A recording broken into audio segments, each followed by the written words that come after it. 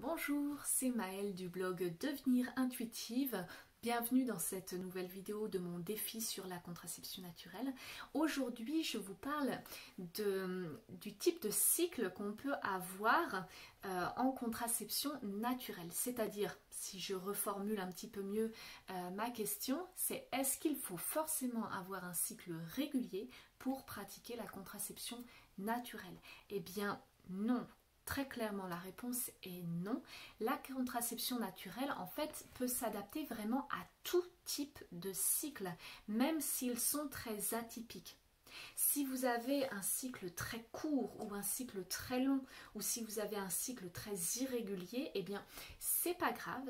La contraception naturelle reste très fiable, mais simplement, j'en ai parlé dans une vidéo précédente, simplement, il faut vraiment être d'autant plus vigilante sur les observations et dans ces cas particuliers-là, c'est particulièrement intéressant de se faire accompagner. Alors sachez qu'il y a vraiment des professionnels qui sont conseillères en symptothermie, donc elles ont été formées justement pour vous aider à analyser votre cycle, même s'il est très atypique, et elles savent vraiment quelles sont les interprétations à avoir dans des cas justement très particuliers.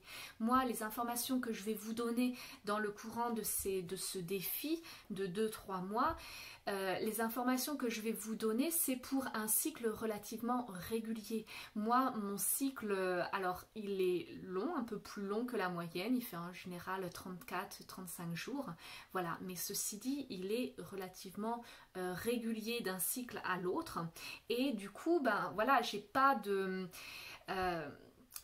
d'interprétation très particulière à faire, c'est-à-dire je peux me baser sur les ressources gratuites existantes en ligne pour vraiment, j'ai réussi à me lancer en autodidacte par exemple sans aucun problème. Voilà. Mais pour celles qui, si vous faites partie de celles qui ont un cycle un peu plus atypique, eh bien vraiment je vous encourage à vous faire accompagner dans votre démarche et à ne pas vous lancer toute seule comme ça en autonomie, parce qu'on est quand même sur des observations très précises, très spécifiques, et puis il peut vraiment y avoir des cas particuliers qui pourraient vous faire une mauvaise interprétation en fait si vous n'avez pas tous les éléments, toutes les informations nécessaires sur ce cas particulier là.